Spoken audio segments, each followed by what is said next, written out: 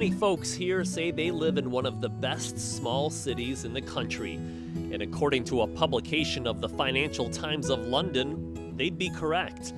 FDI magazine issued their rankings for both cities, big and small, something they do every 2 years, and Plattsburgh was ranked the second best micro city in the country. That's municipalities with less than 100,000 people. It finished just behind Greenville, South Carolina. Yeah, we were thrilled to see that.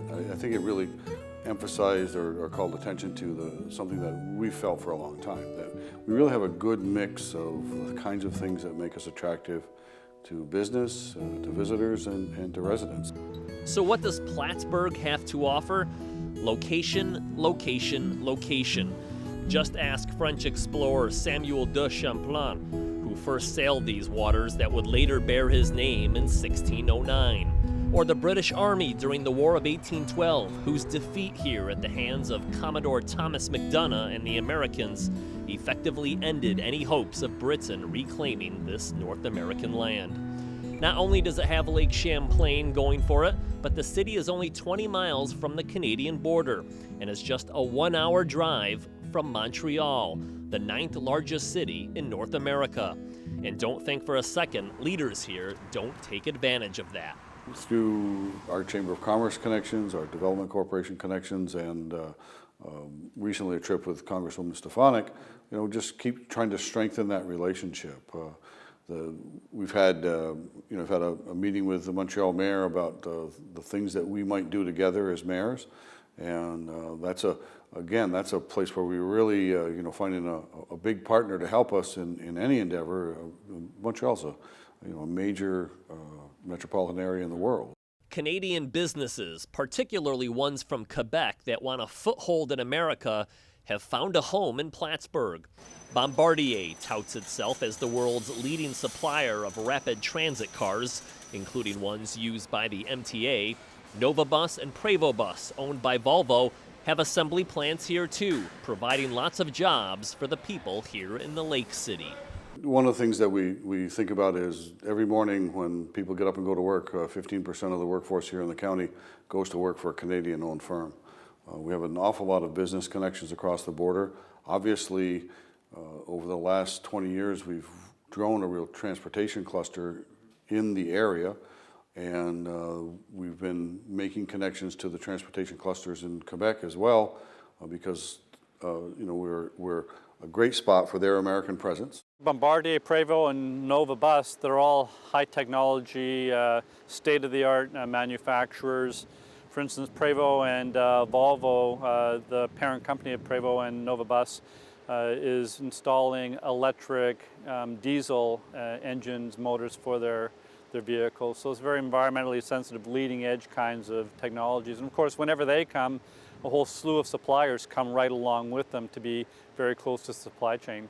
SUNY Plattsburgh and Clinton Community College are two more big employers in the area, the latter receiving state funding within the last year to construct the region's first advanced manufacturing institute, which will link up the two SUNY schools in town with Clarkson, creating a system to support the local growth. The manufacturing we are attracting and have maintained tends to be more the advanced manufacturing, the higher skill and actually higher paying jobs. We don't have much of that dirty manufacturing, the Rust Belt manufacturing we often think of.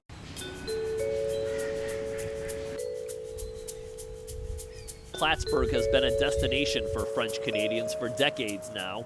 Whether you are at the mall, the city marina, or downtown, you are bound to see plenty of foreign license plates. While some may view that as a bit of a nuisance, most realize it's a vital part of the local economy. Colin Reed knows that. He's not only a professor here at SUNY Plattsburgh, but also a county legislator and downtown business owner. I'd estimate that if you look at the parking lot at either the airport or even the malls, 1 out of every 2 or maybe 2 out of every 3 license plates are from Quebec. And I asked one of our customers from Quebec just the other day in our store what attracts them, and they said, well, the sales tax down here is quite a bit lower. The range of goods that they can purchase is vaster, more varied, and Even though the dollar's a little bit weak right now, prices in the Plattsburgh area are quite a bit better than prices in the Montreal area. So they can go and shop and make a day of it. Some people can go off in this direction, other people in that direction, and they often will even stay overnight or for the whole entire weekend. I was walking out of the cafeteria, which was in the basement of Hawkins Hall when I was there, when a young man walking in said to me, "The president has just been shot." North Country Assemblywoman Janet Dupree took us on a tour of her native area. Well, you can see the airport over there. It's where the runway, what they consider one of the 3 best runways in the world. You hear a lot about Bombardier, which of course they make MTA cars, right, among other That's right, things. yes. And we know that there was a new deal finally between the governor and the city. That's got to be good news for this place. We're absolutely delighted to have finally the agreement on the capital budget for the MTA. The solid economic outlook here was far from certain 20 years ago when the unthinkable happened. The Air Force Base, long a staple in town, was closed down at a time post-Cold War where a number of military installations across the country ceased operations. Plattsburgh Air Force Base is one of our best recruiting tools. You get people who would come here and fall in love with the place and stay here.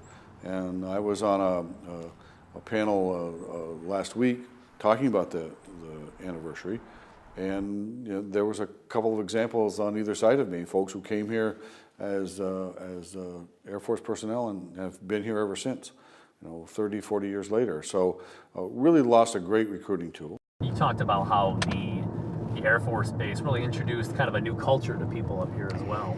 Yeah, I think that's part of what we miss the most. Certainly economically, we've done very well with the businesses that have come to the former Air Force Base and have developed. And I think financially it's been good. Certainly for job creation, it's been excellent and continues to grow. But I think that that's something that I believe was one of the greater impacts when the base closed. Dupree says it was a team effort that helped the area rebound after the Air Force scattered and left town. And she says that solidarity is still intact 2 decades later, with both old faces and new. Matt, the thing that I'm the most proud of about Plattsburgh, but not just Plattsburgh, but my North Country region, is the way we all work together. Politicians, and I can say that across the board locally, doesn't really matter whether we're Republican or Democrat or independent, as the mayor of the city is now. Our not-for-profit groups, our state agencies, our local agencies. If there's an issue, everybody pulls together. We are an attractive place to be for business for financial reasons. We have a tremendous quality of life, and one of that we're continuing to work on. We recognize what our assets are. We recognize what the role of a city is in a regional economy, and that is to be the service center, the cultural center, the recreation center. And so we're really on a path to accomplish those things.